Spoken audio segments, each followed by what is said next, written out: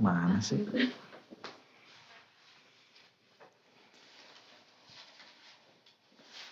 Az-Zawajir, Fathul Bari.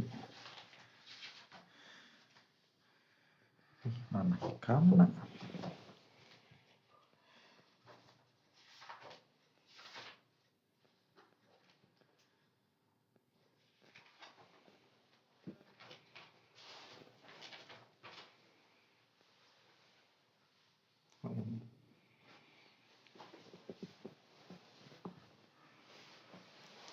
Pasti on-kan ya? Dah. Bismillahirrahmanirrahim. Assalamualaikum warahmatullahi wabarakatuh. Waalaikumsalam warahmatullahi wabarakatuh. Alhamdulillahirabbil alamin. Assalatu wassalamu ala asyrafil anbiya'i wal mursalin wa ala alihi wa sahbihi ajma'in. Asyhadu an la ilaha illallah wahdahu la syarikalah wa asyhadu anna Muhammadan abduhu wa rasuluh. Allahumma arinal haqqa haqqa warzuqna ittiba'ah wa arinal batila batila warzuqna ijtinabah. Ya Rabbana ighfir yassir iftah wahdina qarrib wa alif bainana ya Rabbana. Allahumma arhamna bil Qur'an wa 'allimna ta'wil wa faqihna fid din warzuqna fahman wa 'amalan wa maghfiratan wa ridwan wa thawaban wa jannatan wa ru'yatan. Wa qala Rasulullah sallallahu alaihi wa ala alihi wasallam, man aradallahu bihi khairan yufaqihuhu fid din. Nawaitu ta'alluma wa ta'lim wa jitinaba ma'asi fardhan lillahi ta'ala. Bismillahirrahmanirrahim. Bismillahirrahmanirrahim. Bismillahirrahmanirrahim. Bismillahirrahmanirrahim. Bismillahirrahmanirrahim. Bismillahirrahmanirrahim. Bismillahirrahmanirrahim. Subhanaka la ilma lana illa ma 'allamtana innaka antal alimul hakim. Al-Fatihah. Bismillahirrahmanirrahim. Alhamdulillahirabbil alamin arrahmanir rahim maliki yaumiddin. Iyyaka na'budu wa iyyaka nasta'in. Ihdinas siratal mustaqim. Siratal ladzina an'amta 'alaihim ghairil maghdubi 'alaihim waladdallin. Bismillah. Hikmah ke-7.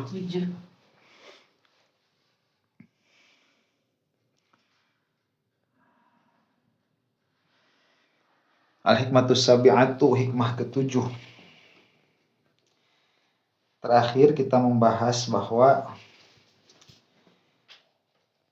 keinginan kita yang diekspresikan dengan berdoa dengan sungguh-sungguh, kemudian seolah-olah dari Allah itu tidak ada ijabah, maka janganlah hal itu menjadikan kita putus asa.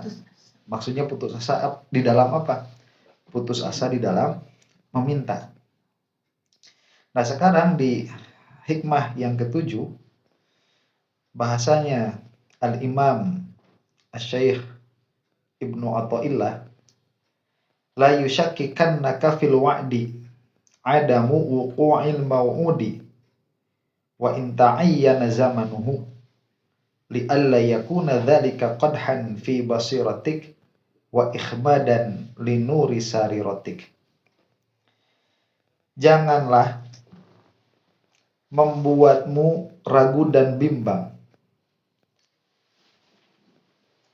di dalam adanya janji dari Allah, meskipun yang dijanjikan itu tidak tepat, tidak terjadi. Meskipun waktunya sudah tentu, agar supaya perkara itu tidak menjadi kotoran di dalam basirahmu dan membutakan cahaya sarirahmu. Nah, ini bahasanya ribet ya. Ini maksudnya apa? Maksudnya apa gitu. Nah, ngaji hikam itu dia ngaji ahwal, Pak Haji. Dia membicarakan psikologi orang yang ingin dekat kepada Allah. Harus kita sadari dulu bahwa perjalanan menuju Allah ini tidak ada batas. Dan tidak ada batas ini bukan majaz, tapi dia hakikat. Contoh misalkan, jika kita menyeberangi lautan itu saking luas, kemudian kita berkata, lautan ini tidak ada batasnya. Padahal ada, cuman dia saking luas kita bilang itu nggak ada batasnya.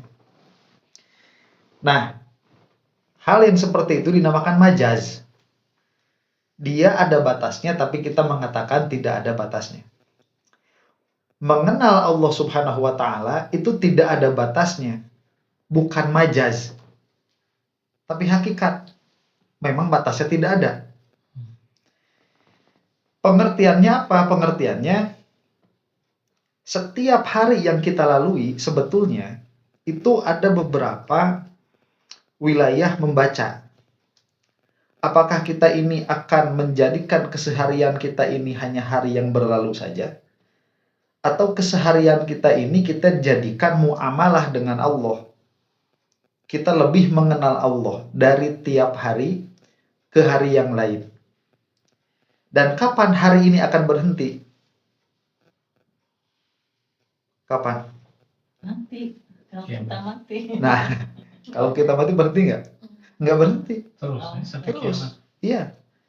Kita mati pun hari baru lagi. Cuman alamnya beda. Yang sekarang alamnya alam dunia, yang dihisinya itu perkara-perkara yang yang nampak, yang kasat mata. Nanti tatkala masuk barzah, alamnya sudah lain lagi. Tapi kitanya masih kita yang ini. Masih kita yang ini. Cuman tidak secara sempurna karena kita sudah tidak ada bersatu dengan jasad. Kita hanya ruhnya saja. Nah, tatkala kita terpisah dari jasad, itu tetap keseharian kita ya begini. Maksud keseharian kita begini itu kita ada dalam kesadaran. Dan kita akan mendapatkan pengalaman-pengalaman yang berbeda. Jadi jangan sampai ada pikiran bahwa hidup ini akan berakhir. Hidup ini tidak akan berakhir, yang ada itu hanya berpindah alam saja. Nah, sekarang kita mau mengatakan memaknai hidup ini seperti apa? Ya. Ada orang itu memaknai hidup itu fulfilling desire. Dia hanya memenuhi apa yang dia inginkan. Mau kemana yuk? Jajan apa? Jajan anu, yuk berangkat. Udah itu kan pulang lagi. Pulang lagi, ngobrol lagi. Besoknya gitu lagi. Nah ini kehidupan tiada henti. Disadari atau tidak oleh orang yang kesehariannya seperti itu sebetulnya dia itu mengenal Allah. Sebetulnya dia mengenal Allah. Cuma dia tidak sadar bahwa dia mengenal Allah. Yang dia sadari dia mengenal makanan baru. Yang dia sadari dia mengenal tempat wisata baru. Padahal pada hakikatnya dia mengenal makhluk Allah yang sebelumnya dia tidak kenal. Iya kan? Nah, jadi ini kan turunan dari tauhid sebetulnya, turunan dari akidah. Akidahnya Ahlussunnah wal Jamaah, semua perkara itu dia diciptakan oleh Allah. Baik jirimnya atau arodnya. Jadi kalau beras itu, ya berasnya, ya bentuknya, ya rasanya. Itu semuanya diciptakan oleh Allah. Tatkala kita makan nasi yang pulen sama nasi yang kasar, kita itu sedang berinteraksi dengan ciptaan Allah. Bertambahlah ilmu kita, jadi kita jadi tahu mana beras yang pulen, kita jadi tahu mana beras yang kasar. Itu hasil interaksi kita. Nah, orang yang tidak sadar, di pikirannya dia itu mengenal beras. Orang yang sadar, dia itu mengenal perbuatan Allah. Nah, hikam itu berusaha untuk menaikkan derajat manusia dari yang tadinya berinteraksi dengan makhluk agar berinteraksi dengan Allah. Jadi apa yang diterima oleh hatinya itu, ini adalah cara Allah mengenalkan dirinya kepada saya. Makanya nanti di dalam tasawuf itu kalau kita mau melihat sifat yang secara global oleh Allah kenalkan kepada manusia itu dua saja. Satu jamaliyah, dua jalaliyah. Jamaliyah itu keindahan, Jalaliyah itu keagungan. Jika keseharian kita, di dalam keseharian kita, kita mendapati hati kita itu kurang lapang di dalam menerima hal itu, maka Allah sedang mengenalkan jalaliyahnya. Tatkala kita menghadapi sesuatu itu dengan lapang, maka Allah sedang mengenalkan jamaliyahnya. Nah, ini bukan sesuatu yang mudah dilaksanakan oleh manusia, karena manusia itu distraksinya banyak, yang mengganggu pikirannya itu banyak, ya, distraksinya banyak, dan distraksi banyak ini dia berkaitan erat dengan kenyamanan, karena yang dicari oleh manusia itu nyaman. Dan manusia suka punya sangkaan letak kenyamanannya ada di mana. Iya kan? Misalkan kita lagi dingin nih, nggak nyaman kan? Nggak nyaman. Nyamannya di mana? Berarti di mana nyamannya itu? Di bakso. Nah, nyamannya di bakso, makanya kita jajan bakso. Iya kan? Untuk mengejar kenyamanan. Nah, orang yang interaksinya dengan kenyamanan dirinya sendiri, tatkala kenyamanannya itu didapatkan, pada akhirnya dia akan berubah menjadi ketidaknyamanan yang lain. Pada akhirnya. Makanya kenapa orang itu dia pengen piknik, kelamaan piknik, pengen kerja lagi. Orang pengen pensiun, udah lama pensiun, pengen kerja lagi. Karena pada akhirnya kenyamanan yang sementara ini akan berubah menjadi ketidaknyamanan yang lain. Selama orang itu yang dimuamalahkan dengan dirinya adalah kenyamanan dirinya, maka selama itu pula dia tidak akan pernah mendapatkan kenyamanan. Karena yang dirasakannya itu dia seperti obat bius yang tidak menyembuhkan penyakit. Akhirnya dia tidak menemukan kenyamanan yang hakiki. Dan jika dia berulang-ulang seperti itu, dia akan putus asa. Akhirnya ternyata saya tidak menemui kenyamanan. Ternyata yang saya pikir kenyamanan ini ada di dalam posisi A, ternyata saya sudah sampai di sana, nggak ada. Saya pikir kenyamanan itu adanya di posisi B. Saya sudah sampai ke sana, ternyata masih nggak ada juga. Saya pikir kenyamanan ini adanya di banyaknya harta. Saya sudah sampai di situ. Ternyata nggak juga. Saya pikir kenyamanan ini adanya di jabatan yang tinggi. Saya sudah sampai situ. Akhirnya nggak ada juga. Akhirnya dia akan kehilangan arah di dalam kehidupan. Nah, orang yang kehilangan arah di dalam kehidupan ini, dia itu orang yang mata hatinya sudah mati, tertutup. Nah, itu puncak dari kegelapan hati seseorang. Dia sudah kehilangan motivasi untuk hidup. Karena dia sudah tidak mendapatkan kenyamanan dimanapun dia berada, dan semua kenyamanan yang difikirkan oleh pikirannya, dia sendiri sudah mengatakan percuma dikejar.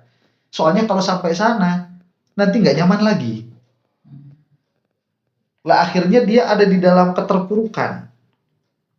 Nah, orang yang seperti ini, dia berada dalam kegelapan. Nah, orang yang puncaknya puncak pencerahan, semua keadaannya nyaman. Terbalik kan? Ya. Ini kan dia sang pencari. Kenapa mencari? Karena nggak punya. Ya kan? Yang satunya lagi, ini orang yang sudah mendapat pencerahan. Hatinya sudah mendapat pencerahan. Sehingga kenyamanan itu bukan sesuatu yang dicari, tapi kenyamanan itu sesuatu yang diberikan. Dia sudah mendapatkan. Dan itu tidak bergantung kepada tempat atau keadaan di mana dia berada. Karena dimanapun dia berada, dia nyaman. Nah, kenyamanan ini, bahasa Arabnya apa? Mutmainnah. Mutmainnah. Makanya ada di dalam Al-Quran itu yang disuruh masuk surga itu nafsul mutmainnah. Ya ayyatuhan nafsul mutmainnah irji'i ila rabbiki radiyatan mardiyah fadkhuli fi ibadi wadkhuli jannati. Nah, itu orang-orang yang hatinya tumaninah, mutmainnah. Itulah yang disuruh oleh Allah masuk surga. Karena mutmainnah yang ini dia tidak akan bisa didapatkan jika kita tidak bermuamalah dengan Allah. Nah, ini belum masuk ke pembahasan ya. Kita masuk mukadimah dulu supaya tahu dulu hikam ini di mana posisi ilmunya. Nah, hikam disusun untuk mengantarkan kita kurang lebih menggapai kenyamanan yang hakiki itu. Karena kenyamanan yang hakiki dia tidak bisa diberikan, tapi dia harus dipelajari. Karena itu adalah pergelutan kolbu yang terus-menerus. Maksudnya tidak bisa diberikan itu oleh manusia begitu. Hakikatnya diberikan oleh Allah. Cuma secara adat dia harus dipelajari, dan dipelajarinya itu bukan belajar baca buku, bukan, tapi belajar kehidupan. Nah, sekarang kita masuk ke hikmah ketujuh. Di hikmah ketujuh itu, orang yang sudah sampai ke dalam ketenangan hidup yang nyata karena dirinya selalu bersama dengan Allah Subhanahu wa taala. Apakah orang seperti ini bebas dari godaan syaitan atau dia tetap digoda? Tetap digoda. Nah, di mana godaan itu datang? Godaan itu datang tatkala orang yang sudah dekat dengan Allah ini dia mendapatkan janji-janji dari Allah yang mana janjinya itu waktunya sudah tentu. Misalkan, terbayang nggak sama kita nih ada orang kayak gini? Itu dulu, terbayang nggak? Ada nggak sih kira-kira ada nggak sih orang yang dia itu sehari-harinya tidak mendapatkan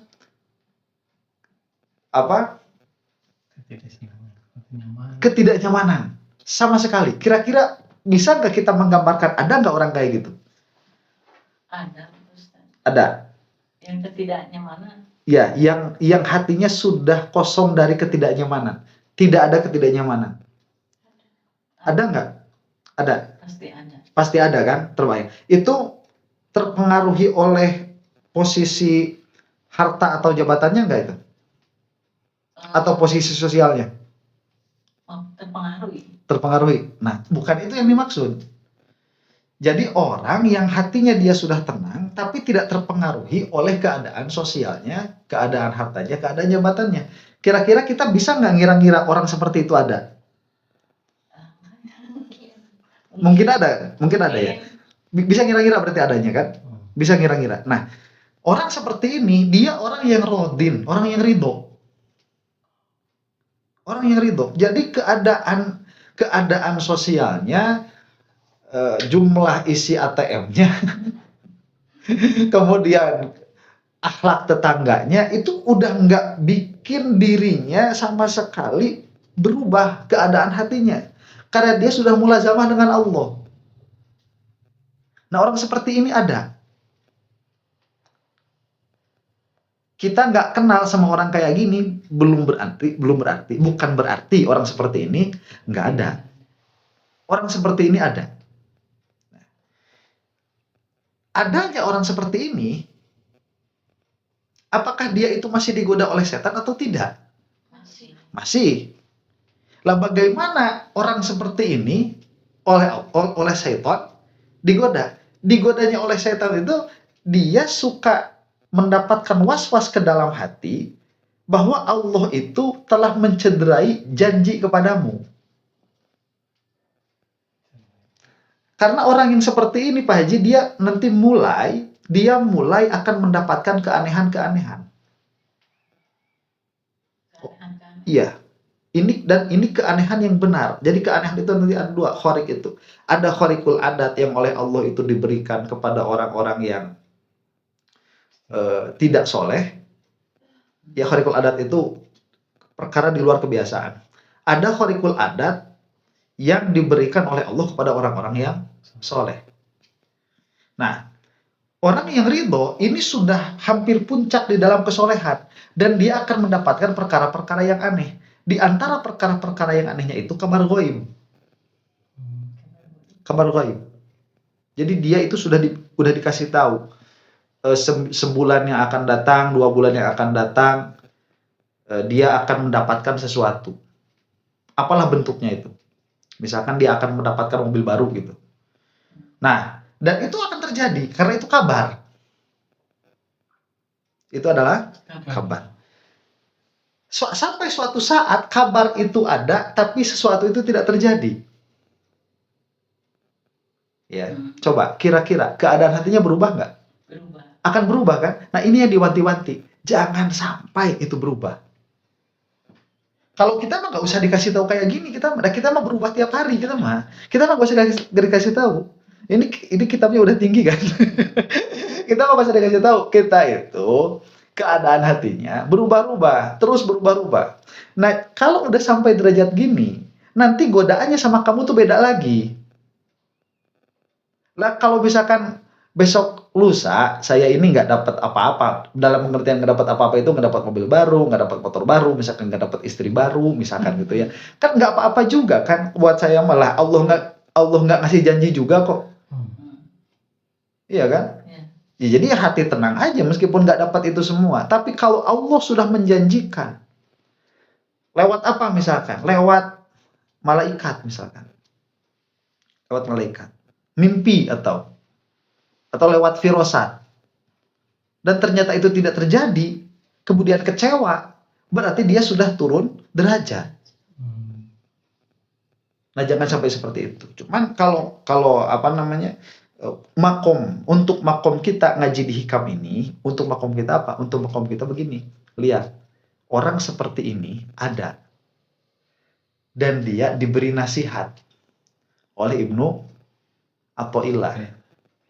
Nah, orang kayak kita makan nggak tahu di mana derajatnya.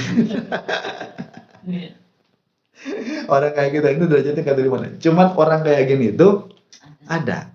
Dan kalau kita sampai ada keinginan untuk mengejar, ya, atau jangan mengejar lah, kenal lah minimal kenal sama orang yang seperti itu. Apalagi kita bisa seperti itu, kita ada keinginan, ya Allah, kapan ya saya ini bisa hati seperti ini.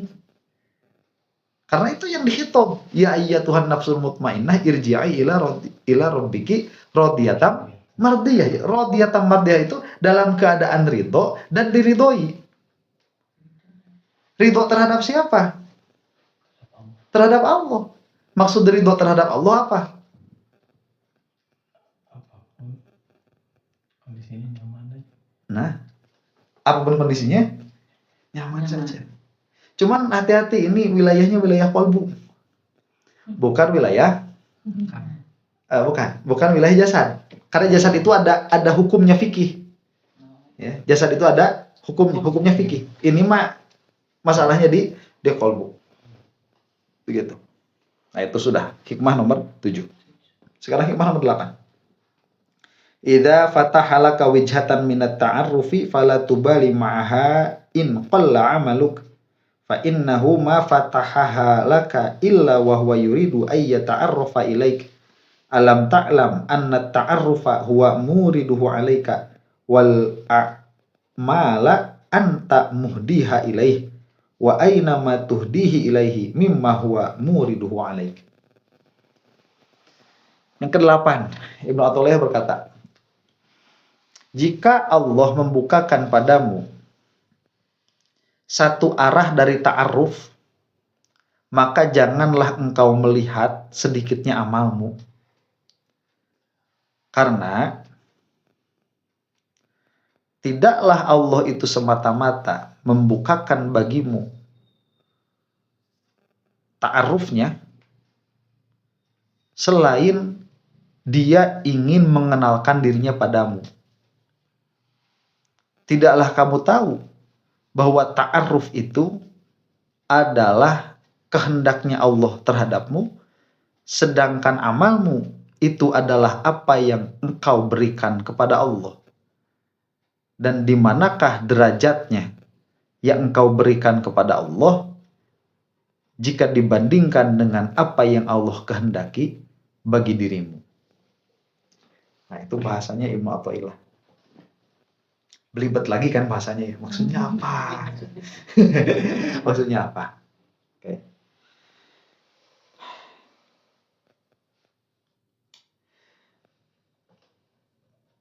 In the end of the day, ada bahasa gitu ya kalau di orang Inggris itu. In the end of the day itu kesimpulan. Jadi kalau orang Arab itu bahasanya muntahal amri. Itu bahasa Inggrisnya in the end of the day. Kalau bahasa Indonesianya apa ya? Pada akhirnya. Pada akhirnya. Pada akhirnya. Coba. Kenapa sih kita ngomong pada akhirnya? Kalau kita ngomong pada akhirnya, berarti ada apa itu sebetulnya? Pada akhirnya di kesimpulan. Di kesimpulan. Berarti sebelumnya ada apa? Ya, ada kejadian. Ada perjalanan kan? Ya, Ada perjalanan. Ada perjalanan. Makanya kenapa manusia itu sering berkata, lah, dah tungtung nak mah. Oh iya. Tungtung nak mah. Ya. Itu in the end of the day. Pada akhirnya. Kalimat pada akhirnya ini, dia sebetulnya ingin mengungkapkan ungkapan yang sangat banyak. Tapi ungkapan yang sangat banyak ini, pada intinya, hanya memberitakan satu perkara. Yaitu apa? Ya pada akhirnya itu. Nah, sekarang kita coba kehidupan kita sebagai manusia. Manusia itu sudah berevolusi lama. Bukan evolusi secara bentuk fisik, karena itu bukan ajaran dari agama Islam. Maksudnya itu berevolusi secara pikiran. Ya, berevolusi secara pikiran.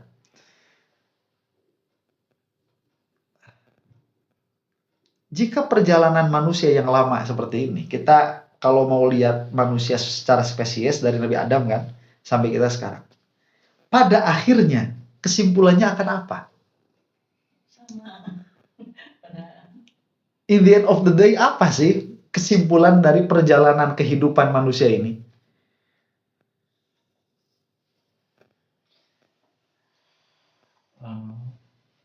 Ya. Coba ini kita kan udah seharian ya. Udah seharian di jalan-jalan ya, udah seharian jalan-jalan. Coba pada akhirnya kesimpulan jalan-jalan kita itu apa sih? Ini pulang. Coba ini akhirnya apa? Pada akhirnya apa? Kembali kemana? Tuh. Ini agak susah. Coba. Ya nggak apa. Kalau itu mungkin ujungnya inna lillahi wa inna ilaihi raji'un. Kembali lagi kepada Allah, kesadaran Allah. Kan pada akhirnya inna lillahi wa inna ilaihi raji'un kan? Ya. Pada akhirnya. Dan pada akhirnya itu kadang-kadang dia pada awalnya. Iya. Ya, pada awal.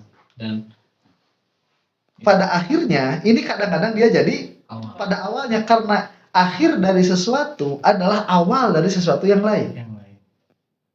Ya. Mengaji hikam itu tidak seperti kita ngaji perjalanan akhirat. Oke, kalau kita ngobrolin perjalanan akhirat kan, kita mati. Ya. Terus kita mati nanti ditanya man rabbuka. Iya kan? Kalau misalkan bisa jawab, berarti kita disuruh nam naumatal urus. Tidurlah kamu seperti tidurnya pengantin. Iya, tahu-tahu nanti bangun-bangun sangkakala. Sangkakala setelah kiamat, bangun gitu. Terus nanti kita dikembalikan lagi. Kemudian kita berjalan, nanti ada haud, ada mizan, ada sirot, dan lain sebagainya. Nah, itu kan ngobrolin bagaimana perjalanan kita nanti. Iya kan? Perjalanan kita nanti. Ngaji hikam itu nggak ngobrol itu, Baji. Tapi kita membicarakan perjalanan kita saat ini. Perjalanan kita saat ini. Pada akhirnya, apa yang kita sadari dari perjalanan kita hidup selama ini? Nah, saya kasih bocoran langsung ya. pada akhirnya yang kita jalani setiap hari adalah takdir Allah kepada kita yang berbeda-beda. Iya. Pada akhirnya, Iya. apapun yang kita rasakan, baik itu rasa senang, rasa benci, sehat, sakit, rasa rindu, dan lain sebagainya. Semuanya perkara itu pada akhirnya adalah paksaan dari Allah supaya kita merasakan hal itu. Menjalani takdir gitu ya. Menjalani takdir. Dan ini tidak akan ada habisnya. Iya kan, besok kita gitu lagi nggak? Iya. Gitu Iya. lagi. Lusa gitu lagi nggak? Iya. Sampai kapan? Mati. Enggak. Habis mati ngapain? Ditanya kan? Berarti kita kan ditanya itu sama. Kalau di dunia itu kira-kiranya ditanya, Pak, mana SIM? Iya kan? Iya. Ya itu dikubur, beda cuma gitu aja. Nanti konsekuensinya beda. Kalau Pak mana SIM nggak bisa nunjukin berarti ya ditilang, ya berarti 4 hari lagi kita harus sidang, Iya kan? Atau ditunda di tempat. Ya kan, terus habis mati. Kalau mati mantruk buka nggak bisa jawab, ya digada. Iya kan? Dan setelah digada selesai nggak perkara? Tidak. Nah, enggak, kita besoknya harus menghadapi hal itu lagi. Harus sampai perkara berubah. Kemudian kita berangkat lagi, berangkat lagi, berangkat lagi. Makanya kenapa orang yang paling bodoh itu orang yang bunuh diri? Emangnya selesai? Tidak. Enggak. Tidak. Orang yang paling bodoh itu orang yang membunuh dirinya sendiri. Perkara lah nggak selesai. Karena kita itu tidak akan ada selesainya. Jadi kalau misalkan ada bahasa begini, wah nanti kalau udah pensiun ya enak, hidup itu bakal tenang, bakal santai. Cobain aja, lihat aja orang yang pensiun santai nggak? Enggak, enggak santai juga. Problemnya Berubah problemnya, ada yang problemnya berubah dengan ekonomi, ada yang berubahnya nanti dengan keluarga karena biasanya nggak di rumah jadi di rumah, ada yang problemnya nanti sama masyarakat, ada yang problemnya nanti itu sama kesehatan. Dia terus seperti itu, nggak ada selesai.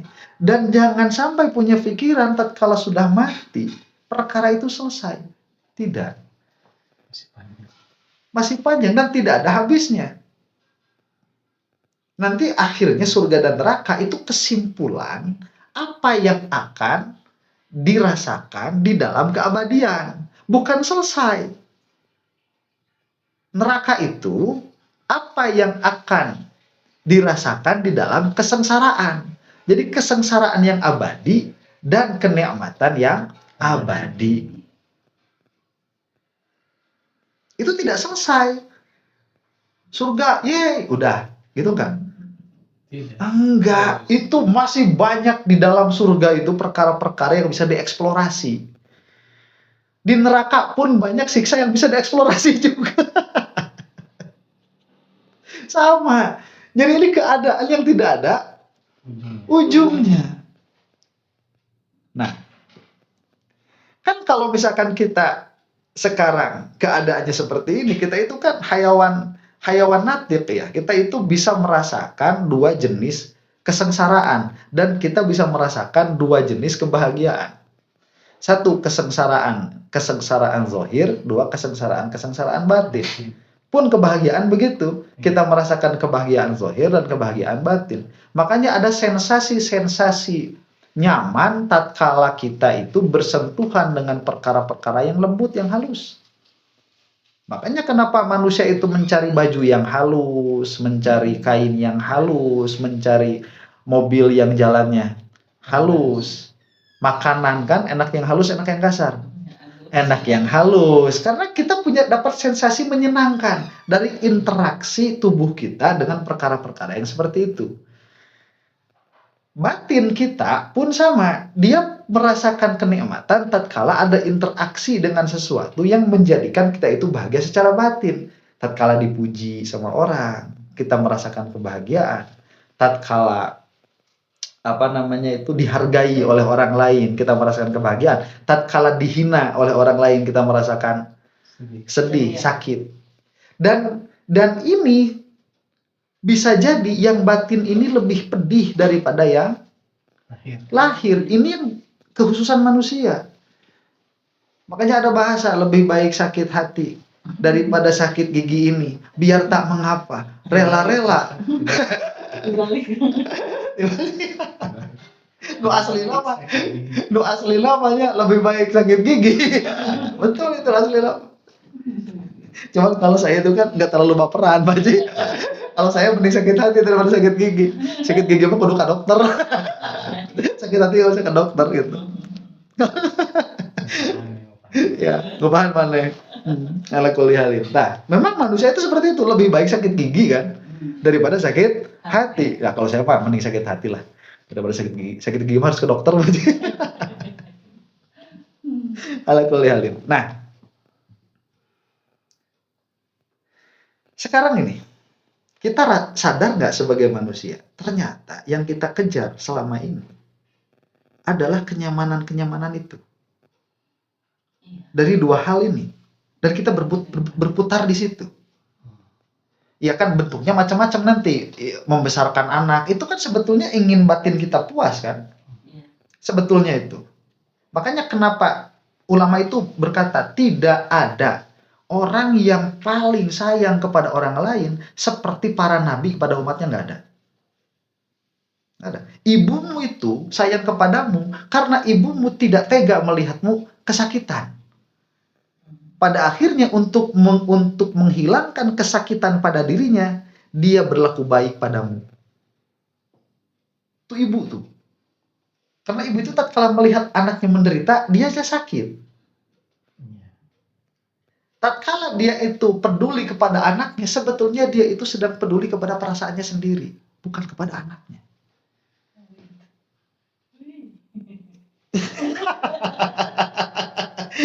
Aslinya seperti itu karena iya coba dipikirkan saja sekarang.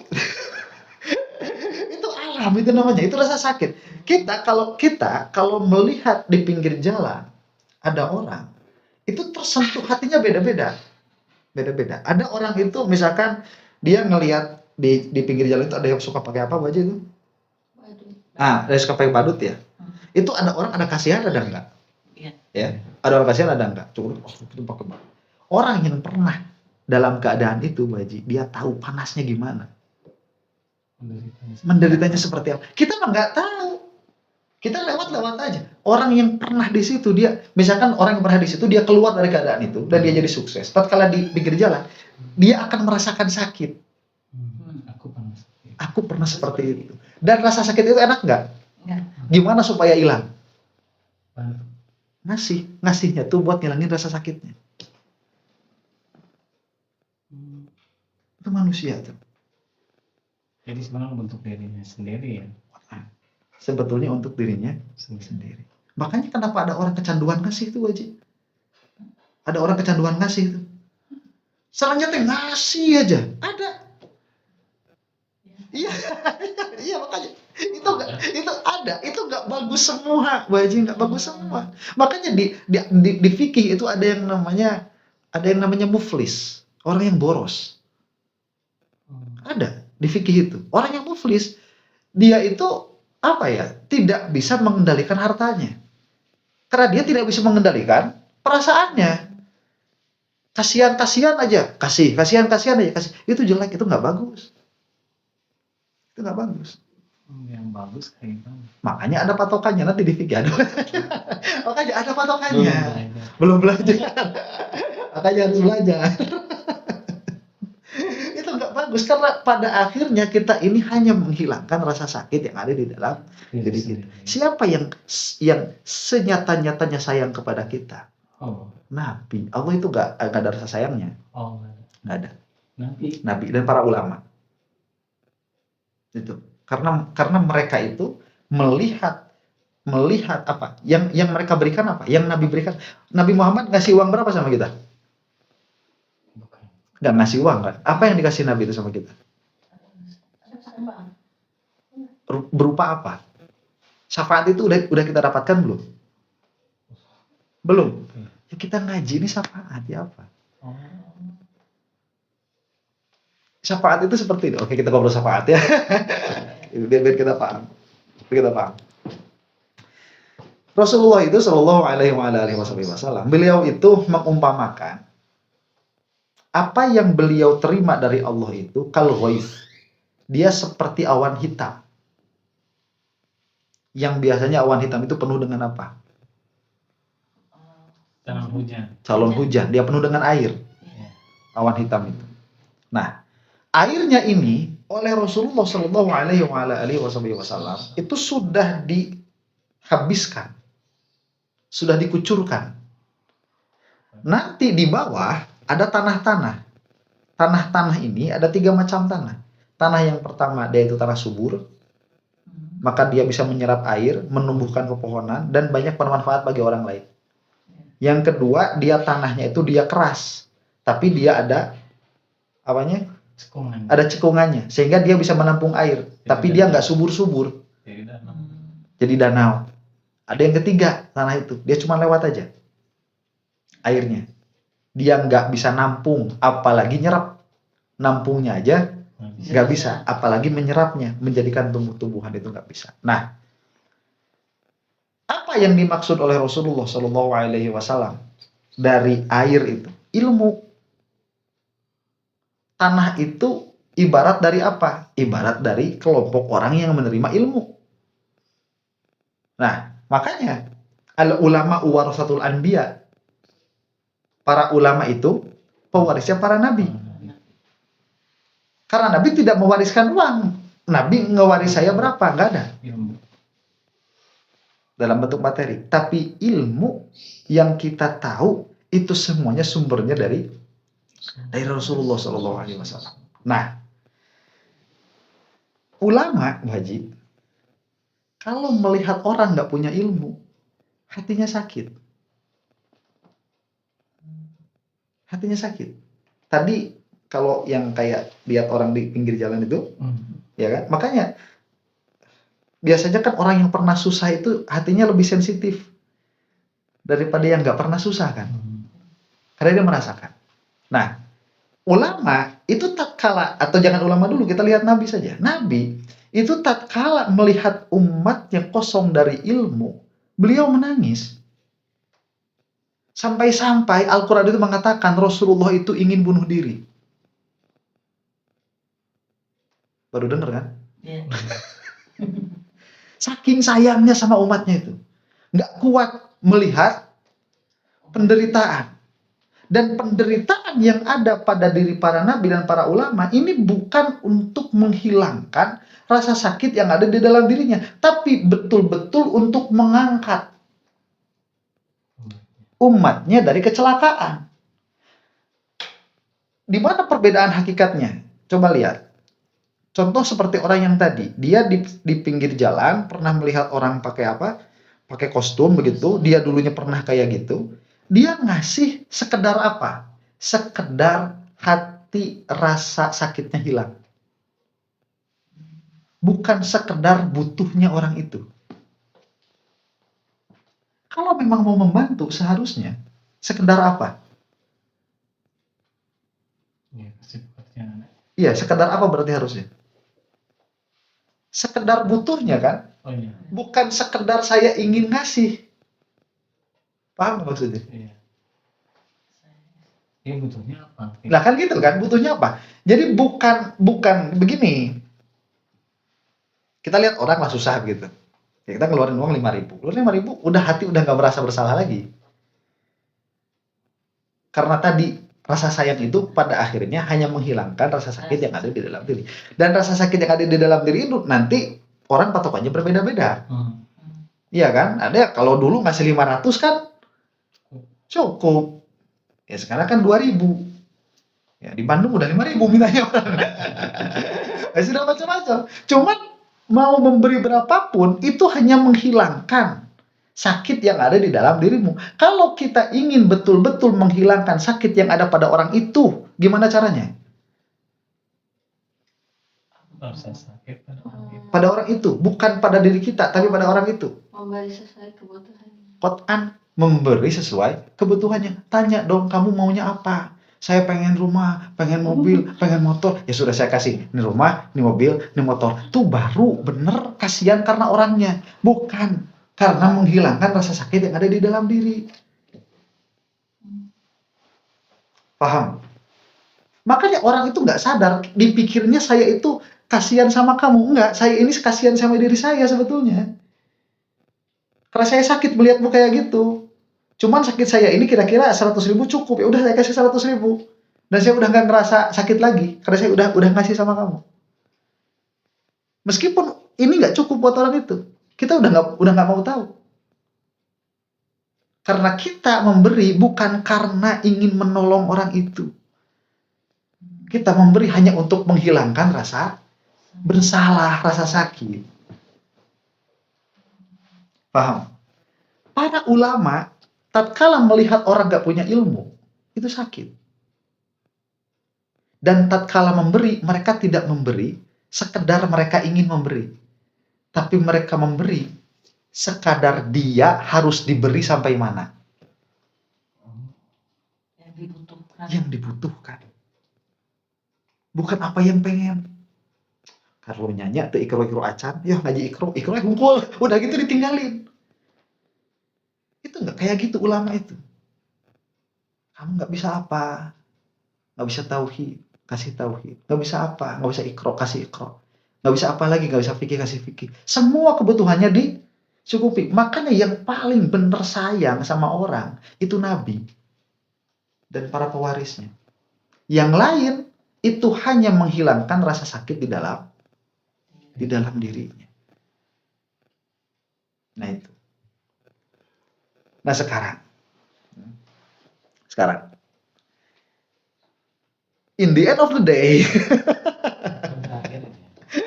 pada akhirnya, tadi innalillahi wa inna ilaihi raji'un. Ternyata pada akhirnya, apa-apa yang kita lalui dari hari ke hari, sampai nanti tidak ada akhirnya, itu untuk mengenal Allah. Pada akhirnya, untuk mengenal Allah. Termasuk kita ngaji, kita terbuka pikiran-pikiran, terbuka paradigma, terbuka sudut pandang. Iya kan? Pada akhirnya itu untuk mengenal Allah. Dan mengenal Allah ini sulit sekali. Dalam pengertian sulit sekali itu tidak semudah yang orang bayangkan gitu ya. Kita mengenal Allah, ya sudah kita mengenal Allah. Oh, kita zikir 1000, kita mengenal Allah. Nggak bisa kayak gitu. Bukan seperti itu. Ini adalah proses tiap hari. Dan Allah itu mengucurkan pintu-pintu untuk kita, membukakan pintu-pintu untuk kita kenali. Mengguyurkan air untuk kita ambil. Cuman kita kadang-kadang ngambilnya tidak sekedar apa yang Allah berikan. Allah ngasihnya 1 toren, kita ngambilnya 1 teguk. Allah ngasihnya 24 jam, kita bilang innalillahi wa inna ilaihi raji'unnya. Kalau lagi sendal ketuker, itu aja. Padahal ini semua ladang untuk mengenal Allah. Termasuk syafaat tadi kalau kita mau ngobrol syafaat. Siapa yang akan mendapat syafaat dari Rasulullah? Yang mengikuti semua. Yang apa? Yang mengikuti siapa? Rasulullah. Yang mengikuti Rasulullah. Bagaimana orang yang mengikuti Rasul itu hakikatnya? Yang bagaimana? Ya kita kan gini. Kita kalau nggak tahu syarat ya gimana kita mau jadi itu kan? Iya. Cita-cita mau jadi apa? Saya mau jadi presiden direktur PT Angin Ribut. Kamu tahu nggak syaratnya apa? Nggak tahu ya gimana mau dapat? Coba kalau yang dapat syafaat Rasul siapa? Ikut sama Rasul. Terus kapan orang itu bisa disebut ikut sama Rasul? Berarti yang mengikuti ilmu yang diberikan oleh Rasulullah. Yang mengikuti ilmu. Maksud mengikuti ilmu itu apa?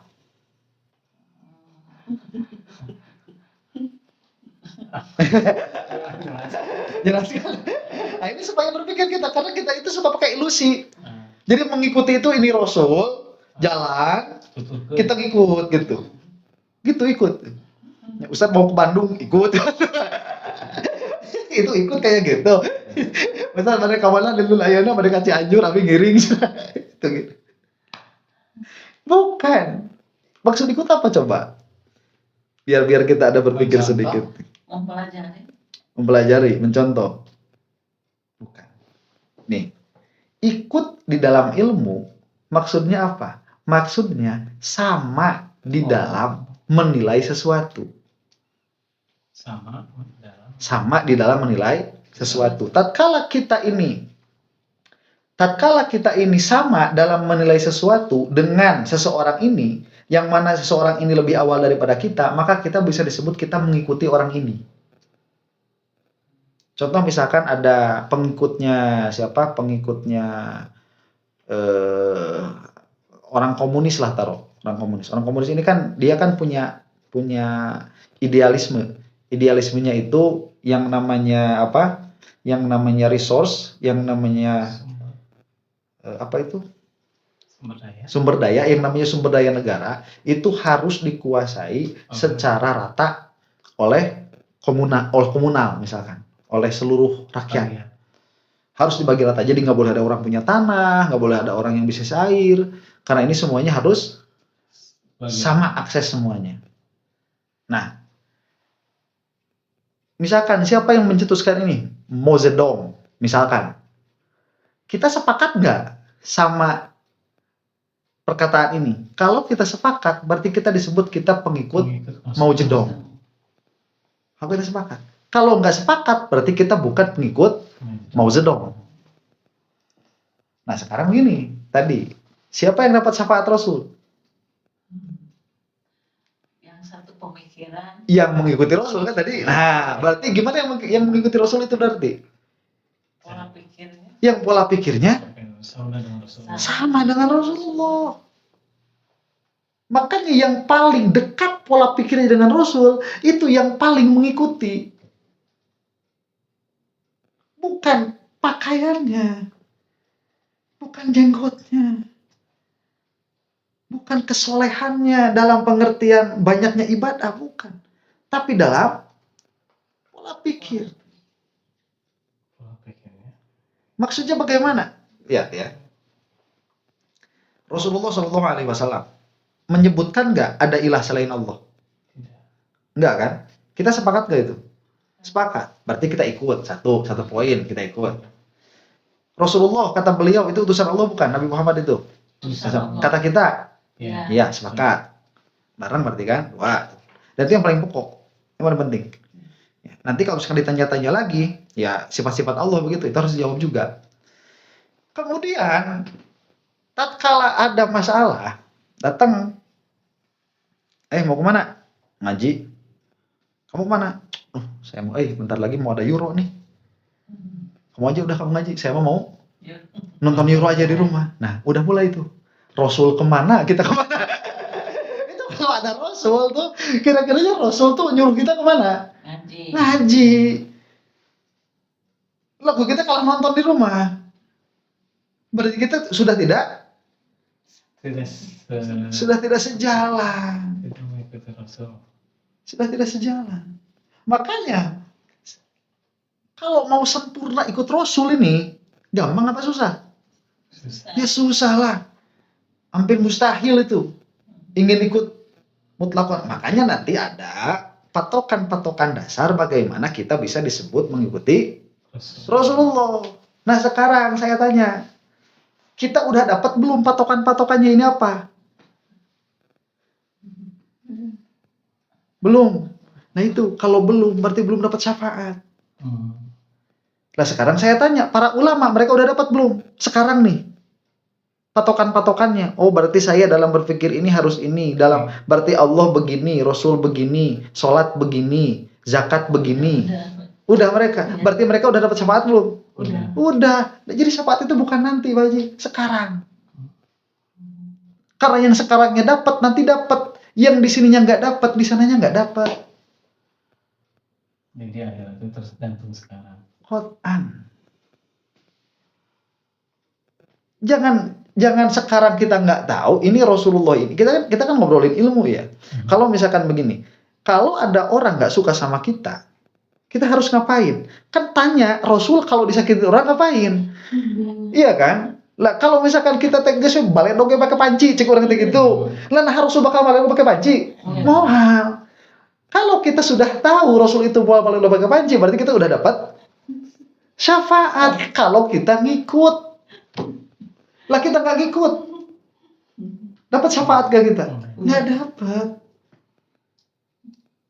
Zuhur harus sholat, kita ngikut dapat syafaat berarti. Asar harus sholat, ngikut dapat syafaat berarti. Lah yang makanya coba lihat yang di dunianya nggak dapat kayak gitu, sama sekali kosong, sama sekali bertentangan dengan Rasulullah semuanya itu orang kafir ini. Allah nggak percaya, Rasul nggak percaya, udah belok semua kan? Dapat syafaat nggak? Di mana? Di sini. Ya, di sini nggak dapat. Iya, di sana apa lagi? Karena di sana itu dia cuman memanen. Di sini menanam. Yang kita tanam di sini ilmunya, yang kita panen di sana pahalanya. Nah sekarang kita di sini nggak pernah nanam, nggak tahu Rasul bagaimana, nggak tahu ilmu bagaimana, tahu-tahu di sana mau syafaat, kita cari syafaatnya Rasulullah, gimana mau dapat syafaatnya Rasulullah? Paham? Nah, tadi di sini dikatakan, sekarang gini berarti ya, sebentar, udah mulai deket nggak nih akhirat sama kita sekarang? Dekat kan? Dekat karena akhirat itu ternyata saat ini. Ya. Nanti itu tergantung sekarang. Quran ternyata nanti itu tergantung sekarang.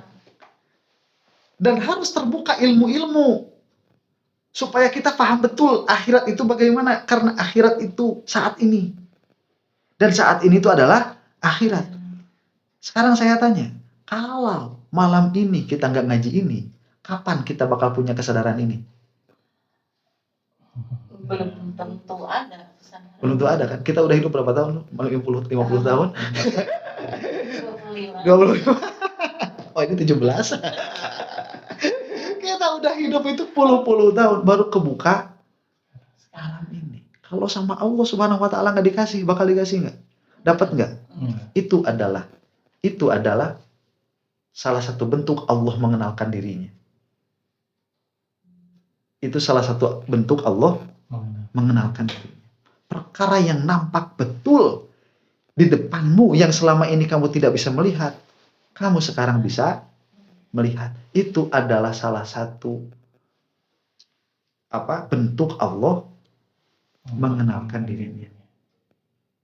Nah, sekarang kata hikam, kalau Allah mengenalkan dirinya padamu, yang salah satu bentuk kita lebih kenal kepada Allah, ya Allah ternyata akhirat itu sekarang. Bedanya sama nanti apa? Nanti itu kalau salah nggak bisa balik lagi. Sekarang mah bisa diperbaiki. Itu aja bedanya di situ. Makanya Allah itu tawab. Gimana Wajib? Ya kalau salah masih bisa bertobat. Betul. Sekarang mindset yang salah masih bisa dibetulkan, sholat yang salah masih bisa dibenerin. Ini kan masih bisa dibenerin semua. Akhirat nggak bisa. Dan tatkala ini berkenaan dengan hati, nanti tatkala hati kamu jadi berbalik. Kali ini urusannya hati, Wajib, bukan pengetahuan. Besok kita bisa masih tahu, oh ternyata akhirat sekarang ya. Besok kita masih tahu, tapi rasa bisa jadi hilang. Ya, ini rasa urusannya. Jadi tatkala kita sudah merasa salah satu bentuknya itu, aduh nih, kok akhirat itu ternyata dekat ya. Bukan nanti. Ternyata syafaat itu harus digapai sekarang ya. Bukan dipinta nanti. Itu adalah cara Allah mengenalkan perkara, mengenalkan dirinya kepadamu. Dan jika engkau mendapatkan itu, kemudian nanti engkau bertanya-tanya. Nanti kita akan bertanya-tanya, ya Allah, kok saya dikenalkan? Jadi kita bersyukur. Nanti kita bakal ada perasaan, untung belum mati. Untung nggak mati kemarin. Untung nggak mati 5 tahun yang lalu. Ya Allah, kalau saya mati dalam keadaan iktikad saya dulu ini gimana? Saya menghadapi engkau ini bagaimana? Terus nanti kita bakal berpikir, amal apa ya ini? Kok saya bisa dikasih nikmat besar seperti ini oleh Allah? Sampai menyadari muamalah dengan Allah. Allah mengenalkan dirinya kepada kita dengan cara seperti ini. Dengan cara pemahaman-pemahaman yang mulai terbuka satu persatu. Ini amal apa ya? Kata Ibnu Athaillah, jangan menghiraukan amalmu. Bukan karena amalmu. Tatkala Allah mengenalkan dirinya padamu, yang kita pahami dengan pemahaman-pemahaman yang baru, yang belum pernah ada pemahaman itu sebelumnya, itu bukan karena amal kita kepada Allah, tapi karena Allah menghendaki agar engkau mengenal dirinya. Jadi bukan balasan atas amal. Dan karena Allah berkehendak itu. Dan jangan sekali-kali engkau menganggap amalanmu itu ada harganya di sisi Allah, jangan. Kata Ibnu Athaillah. Kenapa? Nih, Allah ngasih sesuatu. Kamu berbuat sesuatu. Amal nih. Amal yang kita kerjakan itu adalah hadiah bagi Allah. Coba bahasanya ini betul. Itu adalah hadiah bagi Allah. Takdir yang Allah berikan kepada kita itu adalah pemberian dari Allah. Sekarang, bisakah dibandingkan oleh kita pemberian Allah kepada kita dengan pemberian kita kepada Allah? Nggak bisa. Kita itu jadi nggak bisa dibandingkan. Makanya jangan sampai sekali-kali tatkala ada takdir bagus kena sama kita, apapun itu, kita mengait-ngaitkannya dengan amal kita. Nggak boleh. Jangan sekali-kali. Karena nggak ada apanya, nggak ada bandingannya gitu. Nggak ada bandingannya. Ya kalau misalkan sekarang gini, kalau misalkan saya ya dari rumah lah, saya dari rumah misalkan bikin tumis tempe gitu kan, ya, ingat ke Bu Haji misalkan sama Pak Haji, dari rumah masak tempe, ya saya kasihin ke sini kan, ya kan diterima juga kan bukan karena pengen kan Bu Haji, diterima itu bukan karena pengennya ngehargaan, ya Ustadz geus masak, ya bukan karena pengen ya bikin sendiri ya bisa, beli sendiri ya bisa kan, ngehargaannya bukan karena, terus misalkan suatu saat misalkan Bu Haji ngasih apa gitu, ya sekali itu yuk gara-gara tempe kemarin, bukan gara-gara itu, gak ada hubungannya. Nggak ada hubungannya. Kalau saya ngasih ke bupati itu ngasih ikan asin, karena punyanya memang itu misalkan gitu ya, punya itu. Goreng asin, pakai jengkol gitu. Ingat, ku ditampi nage, alhamdulillah, bersyukuran gitu. Ku ditampi nage. Terus tiba-tiba orang itu ngasih ke saya sesuatu yang besar misalkan, apalah gitu ya. Terus cek abdi teh, oh iya gara-gara kemarin saya ngasih asin, kan enggak, kan kurang adab, itu suul adab kan, nggak ada. Lah kita itu sama Allah ngasih apa sih sampai Allah itu ngebalas begini baiknya sama kita begitu? Nggak ngasih apa-apa. Dan kalaupun amal kita diterima oleh Allah, Allah tidak butuh. Dan kalaupun diterima bukan karena itu baik. Karena Allah menghargai saja sekarunia lah. Makanya tatkala datang pemberian kepada kita, jangan sampai kita itu menyambung sesuatu itu dengan amalan yang pernah kita lakukan. Nggak ada. Nah, syukuri aja. Nah, makanya karena pada rahmat Allah itu lebih besar daripada apa yang kita amalkan. Iya. Begitu. Ya, ala kulli halin, ini perkataannya siapa Ibnu Athaillah, sebetulnya perkataannya di dalam sekali. Jadi hikam itu Pak Haji mau diajinya 10 meter bisa, mau 100 meter bisa, mau 1 kilo bisa. Dalamnya itu, kedalaman hikam itu. Cuman yang saya rasa cocok buat kita sekarang, kedalamannya sampai situ. Ya, kedalamannya sampai situ. Jadi tatkala kenal sama Allah itu bukan ilusi. Jadi dia kenal sama Allah, jadi ada di Lauh Mahfud, bukan gitu. Kenal sama Allah itu diantaranya kita ada realisasi, ada apa ya realisasi itu? Ada kesadaran yang mana seharusnya kita itu sadar ini dari dulu. Tapi kok baru sadar sekarang? Nah, itu adalah realisasi. Itu adalah cara Allah mengenalkan dirinya kepada kita. Yang tadi diobrolkan, benar nggak itu? Kerasa benar nggak? Kerasa nggak? Bukankah seharusnya dari dulu kita mikir kayak gitu? Harusnya dari dulu. Tapi kok kenapa baru? Sekarang. Itulah Allah mengenalkan dirinya. Dan ini akan terus seperti itu nanti. Akan banyak. Kalau Allah ngasih apa? Kalau Allah ngasih takdir bagus, yufaqihu fiddin. Maka Allah akan memberikan pemahaman di dalam agama kepada orang. Dan termasuk di dalam agama itu hubungan antara dunia dan akhirat dan ahwalul qulub, keadaan hati. Begitulah dulu lah. Bisi ayat pertarosan. Mangga ayat pertarosan. Ya yang kata Pak Ustadz tadi kan tentang bahwa kita ini sebenarnya menjalani takdir. Ya. Kita berarti kalau besok kita menjalani takdir juga, kan ketika setelah pemahaman yang tadi Pak Ustadz kasih, berarti boleh kita ketika bangun tidur kita merencanakan. Iya. Cuma kan pada akhirnya realitanya betul. Takdirnya itu sendiri. Takdir itu sendiri. Iya. Iya. Merencanakan boleh. Jadi jangan dibenturkan dengan perencanaan. Jangan dibenturkan dengan jangan dibenturkan dengan kewajiban kita di dalam berpikir merencanakan apa yang terbaik bagi kita. Jangan sampai dibenturkan, hikam ini nggak boleh. Karena ini ahwalul qalbi, ahwalul qulub. Dia keadaan hati, bukan perencanaan akal.